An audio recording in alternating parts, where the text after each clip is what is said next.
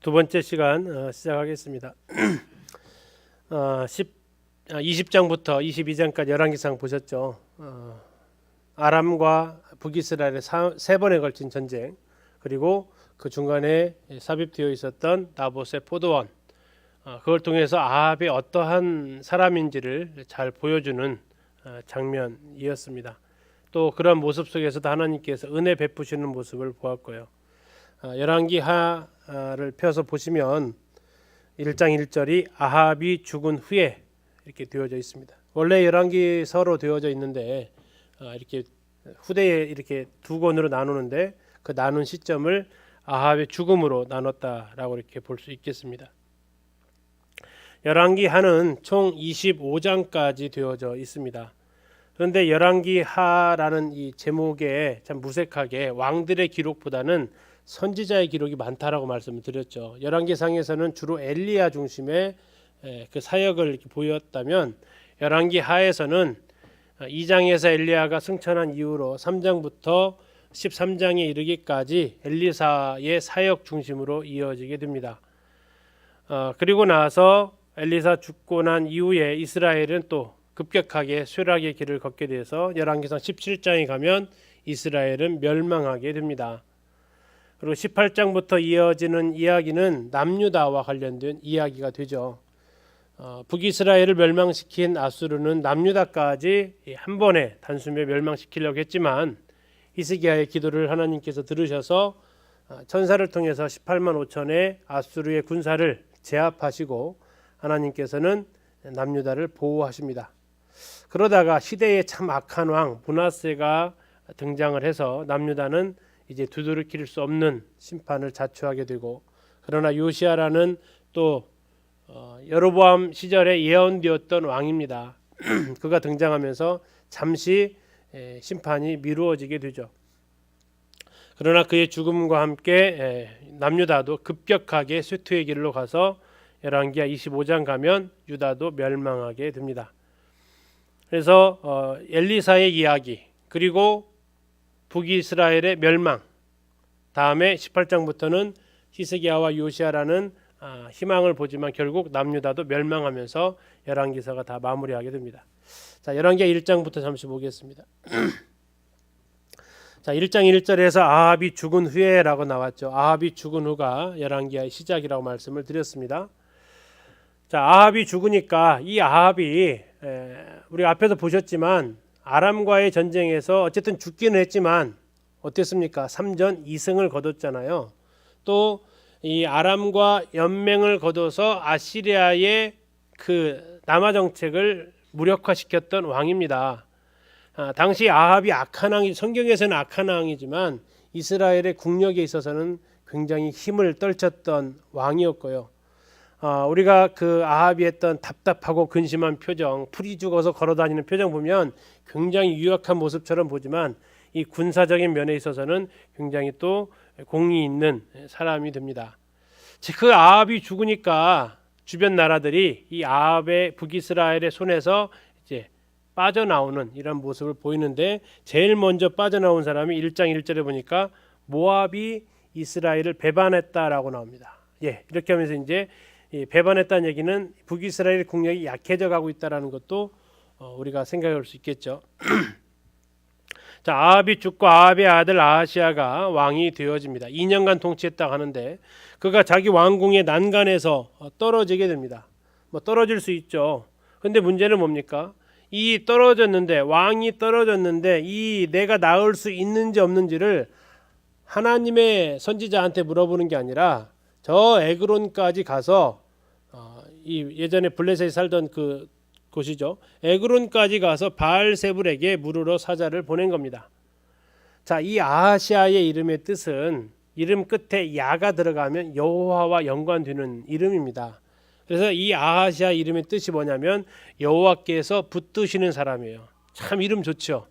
여호와께서 붙드시는 사람이 누구한테 지금 이 질문을 하러 간다고요? 바알세불한테 가는 거죠. 이 바알세불 뭐 일명 파리 대왕으로 이렇게 알려져 있습니다. 파리의 주 이렇게 부르는데, 이건 유대인들이 바알세불을 갖다가 조롱하기 위해서 붙여진 별명이라고 합니다. 원래 이 바알세불이라는 이름의 뜻이 생명의 주, 높임받는 바알 이런 뜻을 가지고 있었습니다.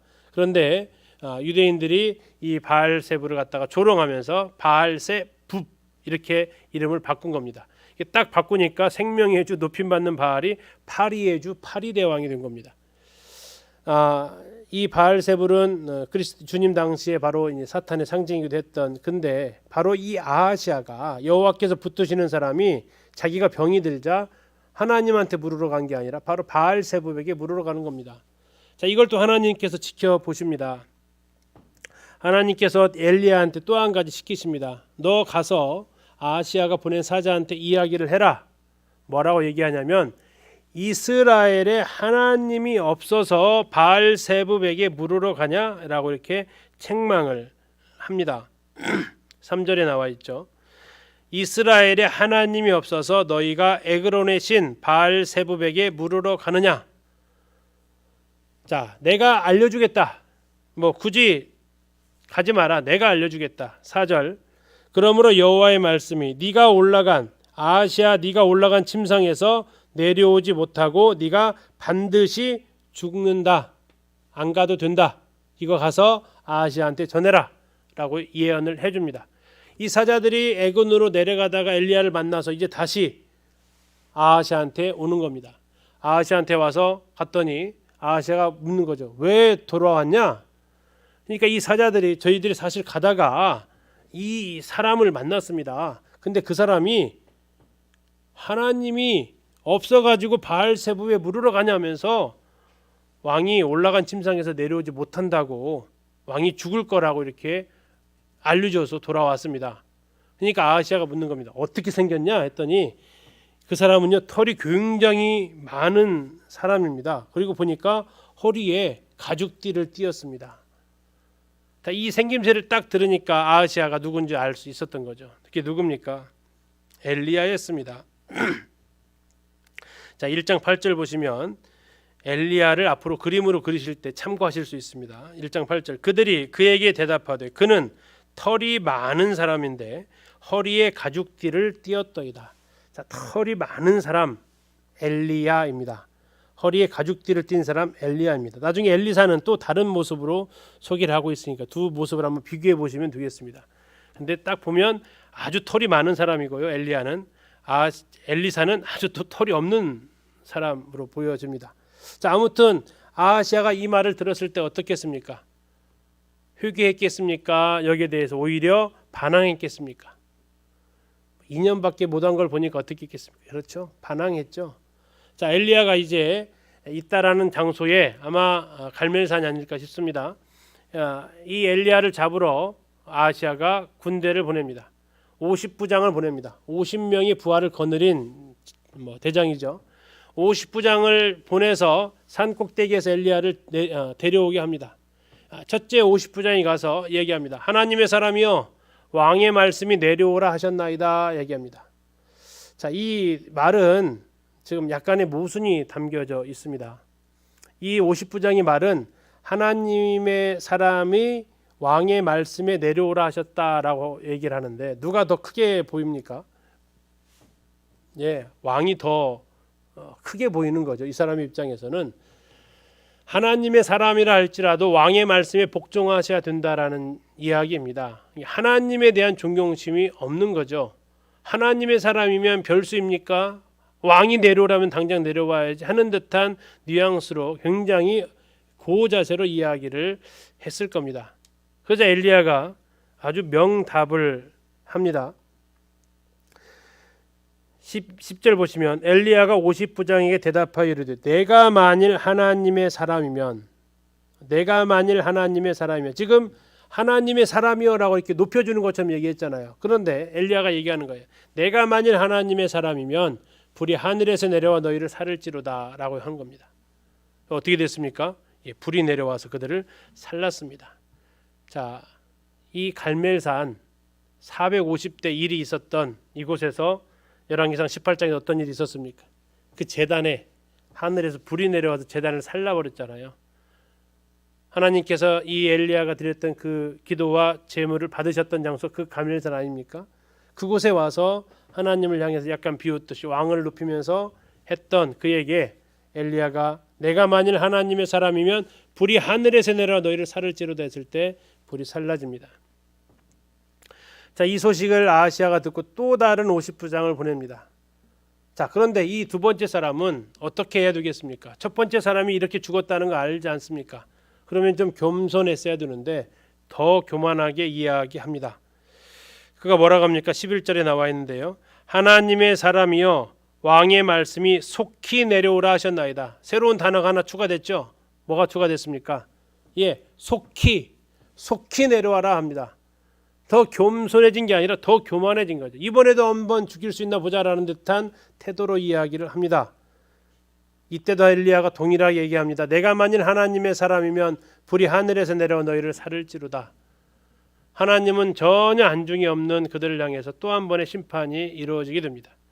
이제 세 번째 50부장이 또 파견됩니다. 아하시아도 참 대단한 사람이죠. 자, 이 세 번째 50부장은 지금 두 번에 걸친 심판을 당하는 것을 보고 이제 아주 겸손하게 얘기합니다. 엘리야가 있는 곳에 올라갑니다.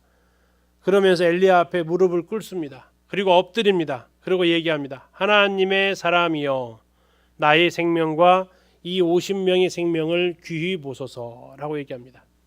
내려와라 이런 얘기 아니고 좀 살려주세요라고 얘기를 하는 겁니다.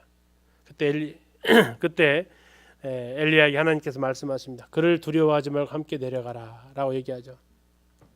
그래서 그들은 죽지 않고 엘리야를 모시고 아하시아한테 가게 됩니다. 엘리야가 아하시아 앞에 서가지고 그대로 이야기를 합니다. 16절입니다. 말하되 여호와의 말씀이 네가 사자를 보내 에그론의 신 바알세붑에게 물으려 하니 이스라엘에 그의 말을 물을 만한 하나님이 안 계심이냐. 그러므로 네가 그 올라간 침상에서 내려오지 못할지라 네가 반드시 죽으리라 하셨다 하니라 이야기를 합니다. 결국 어떻게 됩니까?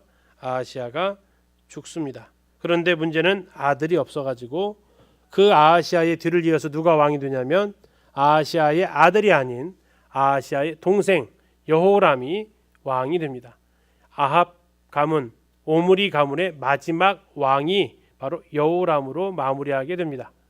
이게 오므리, 아합, 아하시아, 여호람 이게 오므리가의 4명의 왕의 계보가 되겠습니다.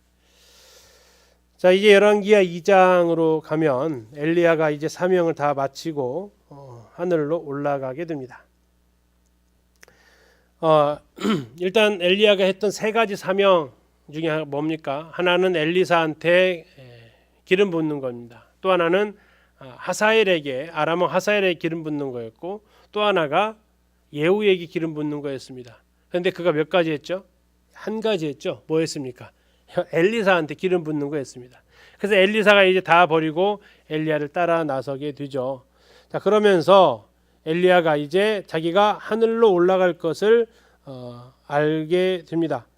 2장 1절 보시면 여호와께서 회오리 바람으로 엘리야를 하늘로 올리고자 하실 때에 라고 이렇게 얘기합니다. 자, 그러면서 엘리사한테 얘기합니다. 넌 여기 있어라. 내가 이제 좀 다녀야겠다. 아마 선지자들이 쭉 있었던 곳을 다니는 것 같습니다. 순회하면서 마지막 이렇게 당부할 이야기들을 하고 가려는 의도 같습니다. 길갈에서 갔다가 이번엔 베델로 갑니다. 베델에서 여리고로 가고 여리고에서 요단강을 건너서 그가 하늘로 올라가게 됩니다. 자, 베델과 여리고에 있는 선지자의 제자들이 아마 엘리야의 제자들 같습니다. 그들이 엘리사한테 얘기합니다. 엘리야가 오늘 올라갈 것 같습니다 라고 이야기를 합니다. 어디로 올라갈까요? 하늘로 올라간다는 얘기죠. 자, 그러니까 엘리사가 나도 안다 조용히 해라. 나도 아니까 조용히 해라 라고 합니다. 자, 엘리야가 이제 요단강을 건너가는데 겉옷을 벗어가지고 물을 말아칩니다. 그랬더니 요단강이 갈라집니다. 그리고 마른 땅으로 건넜다라고 얘기가 나오고 있습니다. 자, 이것을 옆에서 누가 쳐다보고 있어요? 그렇죠. 엘리사가 쳐다보고 있는 겁니다. 와, 겉옷을 벗어서 요단강 물을 치니까 요단강이 갈라져서 마른 땅으로 건너는 거죠. 자, 엘리사가 이제 계속해서 요단강까지 따라오니까 엘리야가 묻습니다. 뭘 원하느냐? 9절 보시겠습니다. 건너매 엘리야가 엘리사에게 이르되 나를 너에게서 데려감을 당하기 전에 내가 너에게 어떻게 할지를 구하라. 엘리사가 이르되 당신의 성령이 하시는 역사가 갑절이나 내게 있게 하소서 하는지라. 두 배의 영감을 달라고 합니다. 당신의 성령이 하시는 일에 두 배를 달라고 얘기를 합니다. 이 두 배를 달라고 한다는 얘기는 후계자로 지명해 달라는 이야기도 합니다. 장자의 명분이죠. 이 아버지가 아들에게 장자의 명분을 주듯이 엘리야의 그 대를 잇는 명분을 자기에게 요구하는 것입니다. 자, 그러면서 그들이 이 요구가 이루어지게 되고요. 대신 조건을 얘기하죠. 뭐라고 얘기합니까? 10절에 이르되 네가 어려운 일을 구하는도다. 그러나 나를 너에게서 데려가시는 것을 네가 보면 그 일이 너에게 이루어질 거다라고 얘기합니다. 자, 그리고 나서 하나님께서 엘리야를 데려가시는데 그 장면이 11절입니다. 이게 좀 많이 오해하고 있는 장면인데요. 11절 보시겠습니다. 두 사람이 길을 가며 말하더니 불수레와 불말들이 두 사람을 갈라놓고 엘리야가 회오리 바람으로 하늘로 올라가더라. 자, 엘리야가 뭘 타고 올라갔습니까? 불병거 타고 갔습니까? 불말 타고 갔습니까? 회오리 바람으로 타고 올라갔다라고 나옵니다. 회오리 바람. 회오리 바람으로 올라갔습니다. 자, 2장 1절에서도 나와 있었죠. 여호와께서 회오리 바람으로 엘리야를 하늘로 올리고자 하실 때에, 그럼 불병거와 불말은 왜 필요했을까요? 엘리야와 엘리야 사이를 떨어뜨려 놓으려고, 안 떨어지니까 떨어뜨려 놓으려고 불수레와 불말이 사용되었고 엘리야는 회오리 바람을 타고 하늘로 올라갑니다. 자, 그리고 나서 이제 겉옷을 그가 받게 되고 엘리야의 겉옷을 그가 주워서 입게 됩니다. 13절 보시면 엘리야의 몸에서 떨어진 겉옷을 주워 가지고 돌아와 요단 언덕에 섰다. 이제 자기 겉옷은 12절 끝에 보니까 엘리사가 자기 옷을 잡아서 둘로 찢어버리고 엘리야의 겉옷을 그가 입게 됩니다. 그리고 잘 봐왔잖아요. 요단강 건널 때 엘리야가 어떻게 했는지. 그대로 요단강 앞에 서서 엘리야의 겉옷을 가지고 요단을 칩니다. 그러면서 무슨 말을 할까요? 멘트를 날리는데요. 자, 14절입니다. 엘리야의 몸에서 떨어진 그의 겉옷을 가지고 물을 치며 이르되 엘리야의 하나님 여호와는 어디 계시니까 하고 그도 물을 치매 물이 이리저리 갈라지고 엘리사가 건너니라. 엘리야의 하나님은 어디 계십니까? 이게 무슨 얘기입니까? 엘리야와 함께 하셨던 하나님, 나와도 함께 하여 주심을 보여주십시오라고 지금 하는 얘기입니다. 이 요단을 물로 갈라 주셨던 것처럼 제가 이것을 할 때에도 하나님 나와 함께 하심을 이걸 통해서 보게 해 주십시오라고 지금 부탁을 하는 겁니다.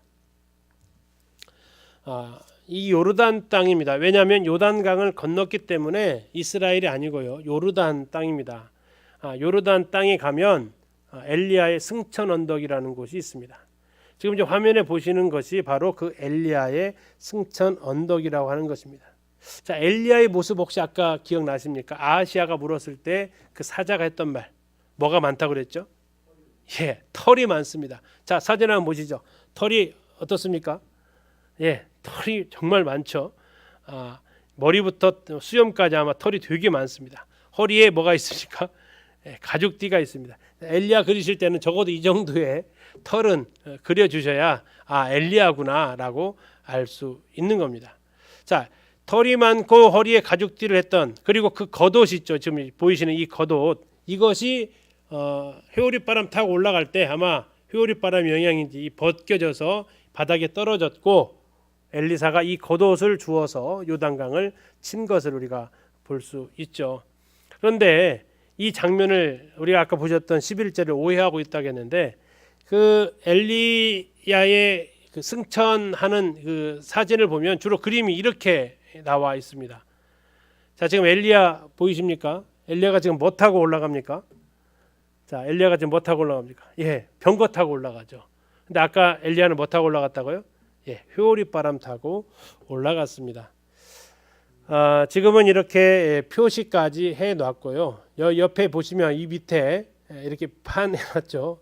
참 재밌는데 이게 무슨 표시 해놓은 것 같겠습니까? 여기에서 엘리야가 올라갔던 자리를 이렇게 표시를 해놨습니다. 이스라엘 성지 가서 가이드들이 꼭 하는 얘기가 여기가 거깁니까? 라고 이 질문을 하지 말라고 하는 것 중에 하나인데, 이 근처라고 하는데 이 사람들은 무슨 근거인지 딱 이 자리라고 이렇게 표시를 해놨습니다. 예루살렘에 가면 승천산이 있습니다. 승천산에 가도 그 예수님이 발로 밟고 승천하셨다는 곳에다가 이렇게 표시까지 해놨는데, 참 사람들은 뭔가를 이렇게 만들어서 확인하려고 하는 것 같습니다. 근데 이게 아까 그림처럼 또 나와 있지만 우리 이 찬송가 가사 혹시 기억나십니까? 나의 사랑하는 책, 이 찬송가 있었죠. 자, 여기에서 이 나의 사랑하는 책 찬송가에 보면 이런 구절이 있습니다. 자, 2절에 주의 선지 엘리야 병거 타고 하늘에 올라가던 일을 기억합니다. 이렇게 됩니다. 자, 뭐 타고 올라갔다고요? 주의 선지자 엘리야가 병거 타고 하늘에 올라가던 일을 기억합니다. 이렇게 나와 있었습니다. 자, 이제 다행히도 이제 이건 통일 찬송가였고요. 새 찬송가에서는 가사가 바뀌었습니다. 어떻게 바뀌었습니까? 주의 선지 엘리야 바람 타고 하늘에 올라가던 일을 기억합니다. 뭐 타고 올라갔어요? 효리 바람 타고 올라갔다겠죠. 바람 타고 올라갔다라고 이렇게 고쳐놨네요. 예전에 통일 찬송가에서는 병거 타고 갔다고 하는데, 이 새 찬송가부터는 이제 바람 타고 올라간 것으로, 이게 성경이 맞으니까 이렇게 올라갔다 나와 있습니다. 우리가 성경을 참 잘 아는 것 같아도 이렇게 세밀하게 보면 오해하고 있는 것들을 또 볼 수 있었습니다. 자, 이렇게 엘리사가 요단강을 건너서 오는 것을 보고 그 선지자의 제자들이 생각을 했습니다. 뭔 생각을 했을까요? 엘리야의 후계자가 누구냐 하는 문제였습니다. 12장 15절을 보시면요, 맞은편 여리고에 있는 선지자의 제자들이 그를 보며 말하기를 엘리야의 성령이 하시는 역사가 엘리사 위에 머물렀다 하고, 자, 엘리야의 후계자가 누구로요? 그렇습니다. 엘리사한테 간 거죠. 그리고 어떻게 합니까? 그에게로 나아가 땅에 엎드려 그에게 경배합니다. 이것은 뭡니까? 엘리야의 후계자가 이제 엘리사라는 것을 인정하게 된 겁니다. 사실 이 선지자 생도들은 엘리야로부터 교육을 받았던 사람이고요, 엘리사는 갑자기 튀어나온 사람입니다. 그러니까 이제 자기들이랑 같이 교육받은 사람도 아니고 갑자기 엘리야가 데리고 와서 다니던 사람이 이제 자기들의 인도자가 되는 상황, 그리고 그것을 지켜보면서 뭘로 판단합니까? 성령이, 엘리야의 성령이 하시는 역사가 엘리사 위에 머물렀다. 그렇습니다. 하나님이 선택한 사람을 보고 인정하는 것이 그들의 참 올바른 모습이었습니다. 자, 그리고 나서 이들이 혹시 바람 타고 올라갔는데, 병거 타고 올라갔으면 안심을 했을 것 같은데, 바람 타고 올라갔는데 회오리 바람 타고 올라가다 하나님이 툭 떨어뜨릴 수 있으니까 혹시 떨어졌을지 모르니까 한번 찾으러 가도 되겠습니까? 이 제자들이 이야기를 하는 겁니다. 갈 것 없다, 분명히 하늘로 올라가셨다 하는데도 계속 얘기하니까 그래 한번 찾아봐라 하죠. 근데 결국 못 찾고 돌아옵니다. 하나님이 한 사람을 갖다가 하늘로 데려가실 힘이 부족하신 분이 아닌데 그 선지자 제자들의 이런 약간 연약한 모습을 볼 수 있죠. 자, 그 이후로 엘리사는 이제 놀라운 표적들을 보이면서 엘리사는 나중에 예수 그리스도의 모델로도 등장하게 됩니다. 엘리사가 했던 많은 기적들을 보면 예수님이 했던 기적과 비슷한 모습들이 많이 나와 있습니다. 예수님께서 하셨던 그 많은 기적들은 사실 선지서를 통해서 그 이러이러한 기적들을 행할 것이다라고 또 예언이 되어져 있던 부분이기도 합니다. 아무튼 제일 먼저 나오는 기적은 물의 근원을 고치는 겁니다. 이 여리고에 있는 곳에 갔더니 굉장히 성읍의 위치는 좋습니다. 온화하고 좋던데 토산이 열매들이 익지도 않고 툭툭툭 떨어지는 겁니다. 그 이유를 찾아봤더니 바로 물이 안 좋았던 거죠. 그래서 이제 엘리사가 이 물의 근원으로 가서, 아마 샘일 겁니다. 물의 근원은 샘이겠죠. 물이 올라오는 곳이 아닙니까? 물 근원으로 가서 소금을 가지고 그것을 물에다가 넣어서 고칩니다. 그래서 이제 하나님께서 이 엘리사의 이 일을 통해서 여리고에 지금까지 물이 솟아나고 있고요. 지금까지도 이 여리고의 농산물은 굉장히 우수합니다. 하나님께서 이렇게 말씀하십니다. 하나님께서 이것을 고치셨다고 이렇게 말씀을 하시는데요. 21절 보시겠습니다. 엘리사가 물 근원으로 나아가서 샘이라고 생각하시면 되겠습니다. 소금을 그 가운데에 던지며 이르되 여호와의 말씀이 내가 이 물을 고쳤으니, 내가가 누굽니까? 여호와입니다. 이로부터 다시는 죽음이나 열매 맺지 못함이 없을지니라 하셨느니라. 다시 말해서 엘리사가 독창적으로 소금을 던지면 된다라고 생각한 게 아니라 하나님께서 지금 시키신 거죠. 그래서 이 물 근원에서 이제는 나쁜 물이 아니라 생수가 나오게 됩니다. 22절 보시면 그 물이 엘리사가 한 말과 같이 고쳐져서 오늘에 이르렀더라 나와 있는데, 오늘은 뭡니까? 이 열왕기 상하를 기록하던 때를 얘기하고요. 그로부터도 지금까지도 여리고에서는 이렇게 샘이 나오는데 정말 좋은 샘이 나오고 있습니다. 이 뒤에서 영상을 한번 보시겠습니다. 그리고 나서 엘리사가 이제 여리고에서 베델로 올라갑니다. 아까 왔던 방향이 반대로 올라가는 거죠. 자, 엘리사가 여리고에서 베델로 올라가는데 엘리사를 갖다가 놀리는 아이들이 있었습니다. 그 엘리사를 뭐라고 놀렸겠습니까? 그 엘리사의 생김새가 같이 이렇게 생각할 수 있습니다. 23절이요. 중간절 보시면 성읍에서 나와 그를 조롱하여 이르되 대머리여 올라가라 대머리여 올라가라 하는지라. 자, 엘리사의 생김새를 그리려면 어떻게 그림을 그려야 되겠습니까? 예, 대머리를 그리면 되겠습니다. 털이 어떤 사람입니까? 거의 없는 사람이죠. 엘리야는요, 완전 털복숭이를 그려야 엘리야라면 완전히 반대의 모습 아닙니까? 대머리에 올라가라. 너도 네 스승처럼 한번 올라가 봐라, 올라가 봐라. 근데 그게 몇 명이냐면 42명이나 되었다고 나와 있습니다. 24절에 아이들 중에 42명을 찢었다라고 나오는데, 하나님의 선지자를 이렇게 놀리는 이 죄악에 대한 값입니다. 여기 나오는 아이들은 철모르는 아이들이 아니고요, 알 거 다 아는 불량 청소년들을 가리키는 말입니다. 결국 엘리사는 이제 베델에서 갈멜산으로 가고 사마리아로 돌아오는 이런 모습을 볼 수 있습니다. 잠시 지도를 통해서 엘리사가 어떠한 과정을 했는지 잠시 요약을 한번 해보면요. 제일 처음에 요단 건너편에서 엘리야의 겉옷으로 요단강을 가르죠. 그리고 나서 요단강을 건너게 됩니다.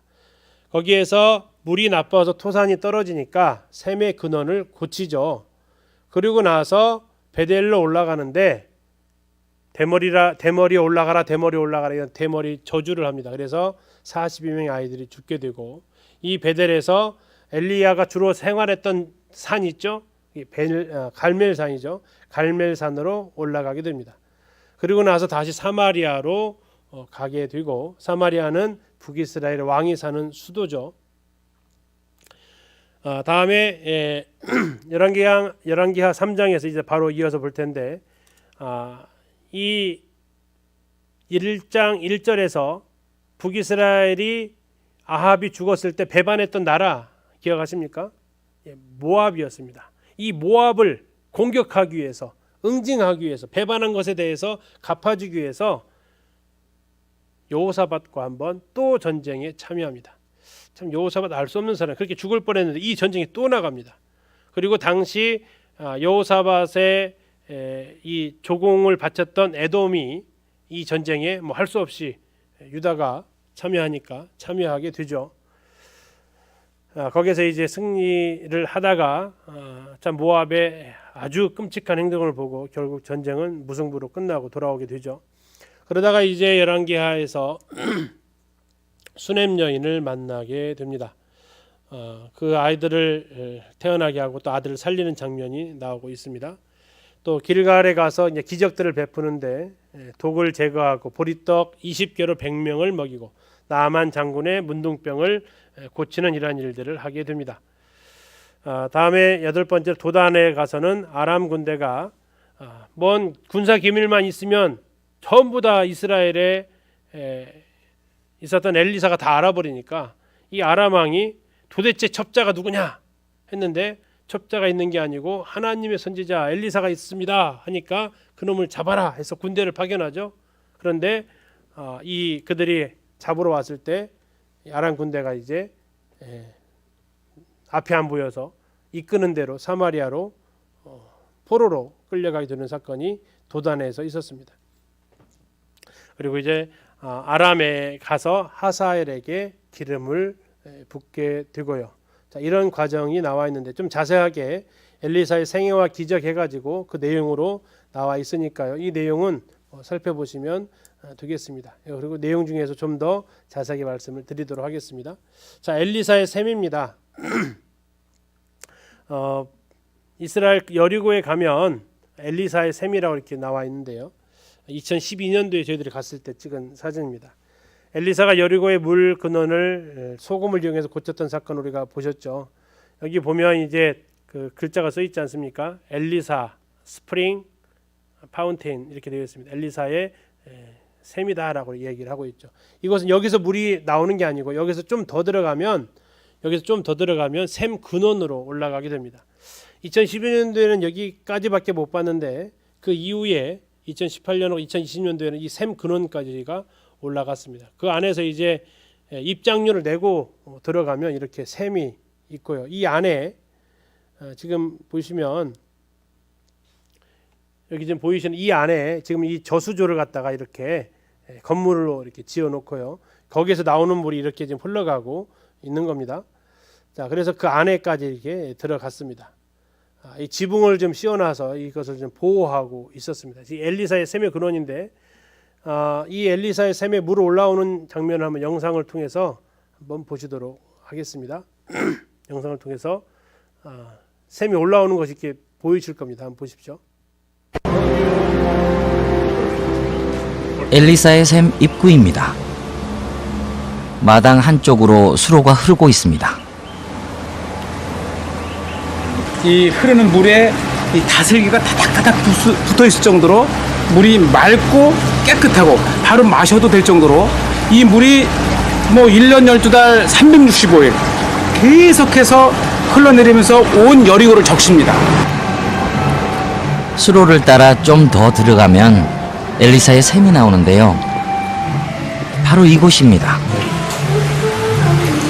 맑고 시원해서 저절로 씻고 싶어집니다.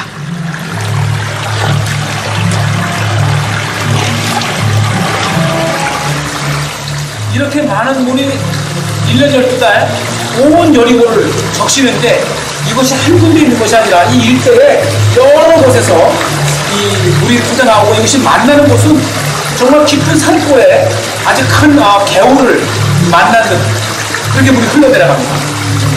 구석의 작은 구멍에서 물이 솟아오르고 있는데요. 바로 엘리사의 샘 발원지입니다. 하나님이 약속하신 젖과 꿀이 흐르는 땅, 여리고입니다.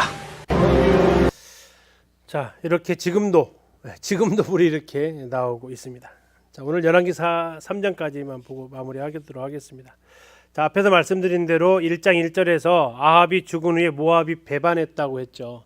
이 모압이 배반하니까 아하시아는 2년밖에 통치를 하지 못해서 그런지 또 막 병 걸려서 그랬는지 몰라도 이 모압에 대해서 손을 쓰지 않습니다. 그런데 이 아하시아의 동생이었던 여호람은 이 문제를 간과할 수 없습니다. 왜요? 계속해서 그렇게 되면 배반하는 사람들이 생길 거니까, 나라들이 생길 거니까. 그래서 이 여호람이 모압에 대한 징계를 하기 위해서 전쟁을 선포를 하게 되죠. 또 이때 마침 여호사밧이 오게 되고 연합군을 형성해서 모압을 정벌하러 나가게 됩니다. 그러나 여호람의 그 삶은 2절에 말씀하고 있는 대로 여호와 보시기에 악을 행했고 다만 부모와 같이 하지는 않았다라고 나옵니다. 그의 아버지가 만든, 그의 아버지 누구예요? 아합입니다. 아합이 만든 바알의 주상을 다 없애버렸습니다. 뭐 바알의 선지자가 다 죽어서 그랬을까요? 아무튼 바알의 주상을 다 없애는, 그래도 아빠보다는 낫다라는 평가를 받죠. 그러나 뭐는 떠나지 않았습니까? 여로보암의 길은 떠나지 않았다라는 겁니다. 우상 숭배는 하지 않았지만 그러나 자기 마음대로 하나님을 섬겼다라는 대목은 우리가 확인할 수 있겠습니다. 자, 그리고 나서 이제 4절부터 모압 왕 메사가 나오죠. 모압 왕 메사. 1장 1절에서 모압이 배반했다고 했는데 그때 누가 왕이었다? 모압은 메사가 왕이었다는 겁니다. 자, 이 나라를 정복했으면 조공을 바치게 되는데 조공의 양이 참 대단했습니다. 새끼양 10만 마리의 털, 순양 10만 마리의 털. 와, 이 어마어마한 양의 이 양털을 갖다가 조공으로 바쳤는데 아합이 딱 죽자 이 조공을 딱 끊어버린 겁니다. 자, 그래서 여호람이 7절에 보니까 유다의 왕 여호사밧에게 사신을 보냅니다. 모압 왕이 나를 배반하였으니 당신은 나와 함께 가서 모압을 치시겠느냐 하니 그가 이르되 내가 올라가리이다. 또 실수를 반복을 하죠. 물어봤어야 되는데 묻지 않고 또 도움에 예스 하게 됩니다. 지난번에 아합과의 전쟁에서 비싼 수업료를 치렀음에도 참 반복하는 모습인데요. 우리에게도 이런 반복하는 실수가 참 있는 것 같습니다. 아무튼 이렇게 여호사밧은 또 한 번 북이스라엘과 연합군을 형성해서 올라가게 됩니다. 8절에 보시면 여호람이 이르되 우리가 어느 길로 올라가리까? 자, 어느 길로 올라가리까라는 얘기는 선택지가 있다는 얘기죠. 보통 두 가지의 선택지가 있습니다. 어떤 선택지냐면 하나는 위로해서 올라가는 선택지가 하나가 있습니다. 사해 바다 위로해서 올라가는 길, 여리고 통해서 올라가는 길이죠. 자, 또 하나의 방법은 사해 밑으로 올라가는 길입니다. 에돔을 통과해서 올라가는 길입니다. 이 둘 중에 하나를 지금 선택을 해야 되고 좀 더 나아가서 지금은 이렇게 사해 바다가 이렇게 떨어져 있지만 당시에는 이게 붙는 때가 있습니다. 그래서 이 길로 넘어갈 때가 있는데 나중에 역대하 20장에서 이 길로 쳐들어온 모압의 연합군이 있습니다. 남유다를 공격하기 위해서. 그때 좀 더 보겠는데 이쪽 길도 세 개의 길이 있습니다. 그러니까 1번, 다음에 밑으로 가는 2번, 다음에 이쪽으로 횡단해서 가는 3번이 있습니다. 자, 그러면서 이 여호람이 묻는 겁니다. 뭐라고요? 어느 길로 갈까요? 묻는 겁니다. 자, 이때 여호사밧의 대답이 뭡니까? 8절에 에돔 광야 길로니다랍니다. 왜 에돔 길을 선택을 했을까요? 아까 말씀드렸죠. 당시 에돔은 어디의 속국이었습니까? 예, 남유다의 속국이었습니다. 열왕기상 22장 47절에 그때 여호사밧이 다스리던 때에 에돔에는 왕이 없고 섭정왕이 있었더라 이렇게 나와 있습니다. 22장 47절에 다시 말하면 여호사밧이 다스리던 때에 에돔은 유다에게 속해 있었다라는 거죠. 섭정왕이 다스리고 있었다는 얘기입니다. 유다의 여호사밧의 지배를 받는 왕이 다스리고 있었습니다. 그러니까 여호사밧은 생각한 거죠. 저 에돔을 통해서 에돔의 군대까지 동원해서 가면 훨씬 더 수월하겠다라는 겁니다. 자, 그렇게 해서 이 세 나라의 연합군이 되어진 겁니다. 어디요? 북이스라엘, 다음에 남유다, 다음에 에돔. 이 세 나라의 왕이 출전을 하는 겁니다. 근데 저희가 그 땅을 가서 보면 광야 땅입니다. 정말 물이 없는 땅인데요.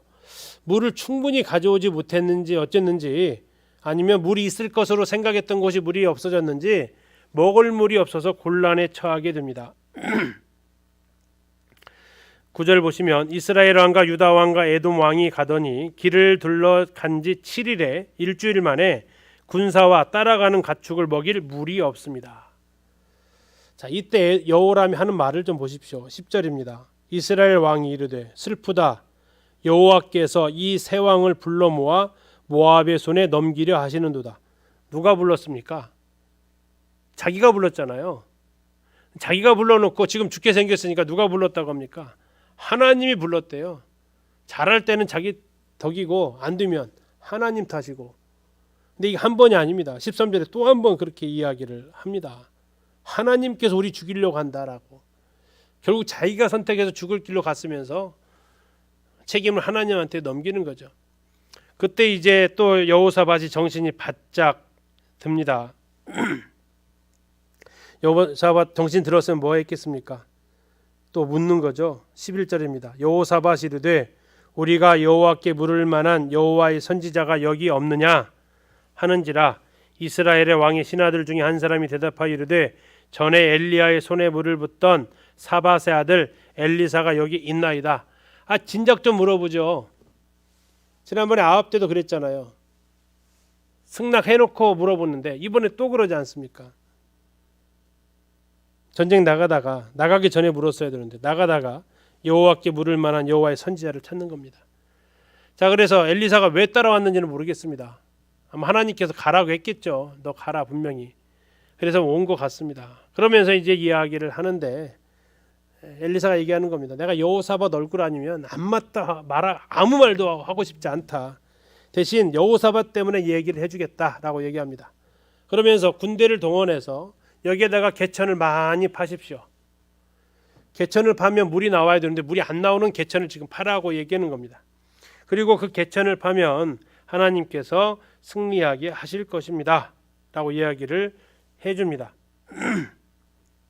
자, 그러니까 이제 군사들이 이렇게 개천을 파게 됩니다. 17절 보시면요, 여호와께서 이르시기를 너희가 바람도 보지 못하고 비도 보지 못하되 이 골짜기에 물이 가득하여 너희와 너희 가축과 짐승이 마시리라. 그러니까 이 눈에 아무 증거 아니 보여도 어떻게 해야 돼요? 믿음만을 가지고서 하라는 얘기예요. 자, 이 명령이 어떻게 합니까? 그것을 이제 하는 거죠. 18절 이것은 여호와께서 보시기에 작은 일이라. 뭐가요? 바람 불지 않고 비가 오지 않아도 골짜기에 물을 가득하게 만드는 건 하나님 보시기에는 작은 거다라고 얘기합니다. 자, 어쨌든 이 개천을 많이 팠습니다.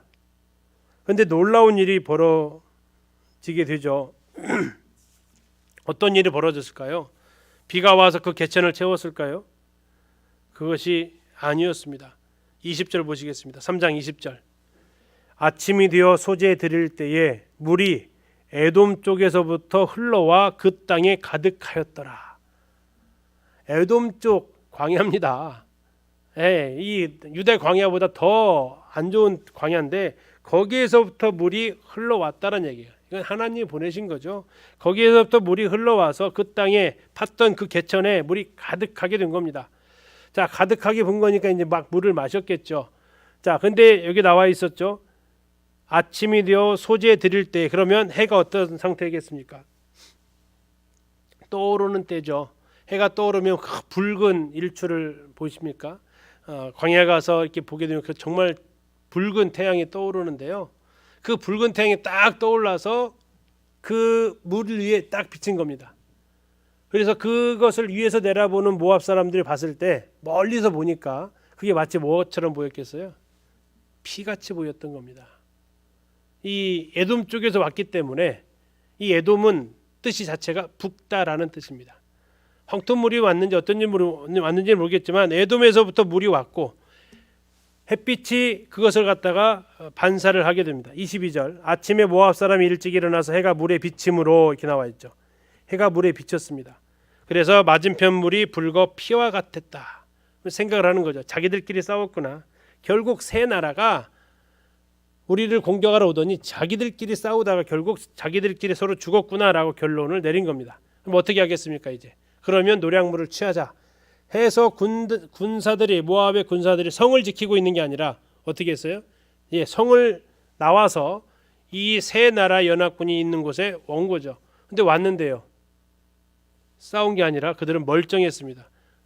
공급되어진 물까지 먹으면서 아주 생기가 발랄했습니다. 결국 이스라엘이 크게 무찌르게 되죠. 자, 전쟁이 이미 기울어졌습니다. 이제 그들이 머물고 있었던 길 하레셋이라는 성을 정복하면 됩니다. 물론 정복하기는 쉽지는 않습니다. 굉장히 요새로 되어져 있습니다. 근데 그것을 정복하면 되는데 이제 이 패전이 짙었던 모압 왕 메사는 마다들을 거기에서 번제로 올려드립니다. 와, 사람을 인신제사를 하는 모습을 딱 보니까 이스라엘이 크게 경노를 하고 고국으로 돌아가면서 이 전쟁은 마치 모압의 승리처럼 보여집니다. 어느 나라의 승리도 아니죠. 참 이 번제를 드리는 사람을 번제로 드리는 것에 경노했던 그들 참 자신들의 죄에 대해서는 너무나도 편안하게 생각하죠. 그러나 남의 죄는 이렇게 또 크게 당황하는데 아무튼 그러한 모습이 이제 3장에서 나오고 있습니다. 지금 이제 보이시는 것이 바로 아까 보셨던 지도입니다. 녹색을 따라서 쭉 이동을 하면서 북이스라엘과 남유다가 연합군을 형성해서 에돔을 지나서 가면서 싸우는 거죠. 자, 길 하라셋이라고 나와 있는데 오른쪽에 이렇게 나와 있습니다. 이 길 하라셋 성 앞에서 메사가 자기 아들을 번제로 드리는 내용이 나와 있습니다. 이 길 하라셋은 포도가 굉장히 유명한 곳입니다. 모압이 모압을 위하여 통곡하되 다 통곡하며 길 하라셋 건포도 떡을 위하여 그들이 슬퍼하며 심히 근심한다라고 나와 있습니다. 이 길 하라셋 지역은 전통적으로 포도의 수출이 많은 곳이고요. 포도가 그 경제를 뒷받침하고 있었던 농산물입니다.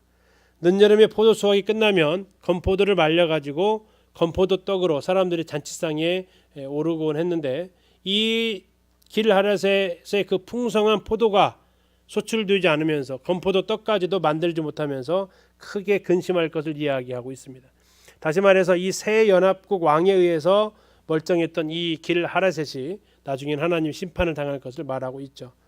저희들이 2012년도에 이 길 하라셋을 지나가면서 밑에서 찍은 사진입니다. 딱 봐도 점령하기 어떻겠어요? 굉장히 쉽지 않습니다. 해발 933m의 고원에 위치한 거고요.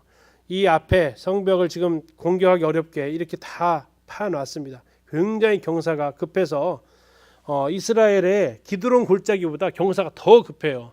그래서 정말 점령하기 어려운 곳인데 이곳에서 번제를 드린 겁니다. 그러니까 이 군사들이 점령하기도 쉽지 않은 곳에 왕의 아들을 번제로 드리니까 더 이상 이 싸움에 대해서 더 이상 하지 못하고 그냥 군사를 물리는 이런 모습을 성경에서 이렇게 말을 하고 있죠.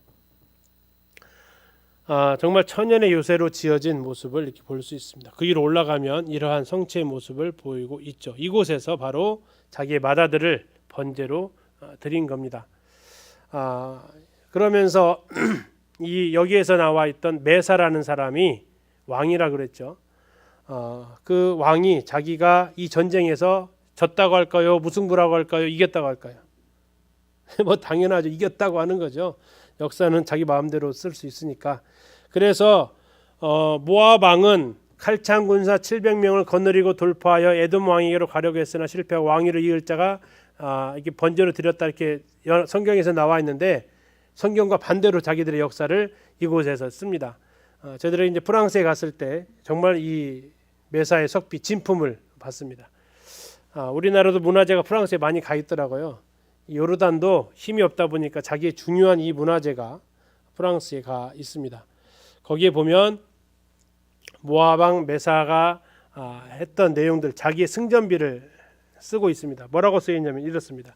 나 모압 왕 메사는 이스라엘에서 해방된 것을 기념하기 위해 이 기념비를 그모스에게 바친다. 자, 그러면서 더 다윗의 집이 호로난에 거했다. 그리고 그모스가 나에게 말했다. 내려가라. 호로난과 싸워라. 그러면 이긴다라는 거죠. 그렇게 해서 결국 자기들이 승리했다라고 이야기를 하게 됩니다. 그러면서 세워진 것이 바로 이 모압 왕 메사의 석비가 되겠습니다. 그래서 진품은 요르단에 있는 게 아니고 어디요? 프랑스에 가 있었습니다. 거기에 이제 이렇게 나와 있었습니다. 남녀 7인 합쳐서 7,000명을 살해하고 하나님의 전에 기명을 가져가서 그모스 신당에 두었다. 아주 그냥 대승을 거둔 것처럼 써 놓은 겁니다.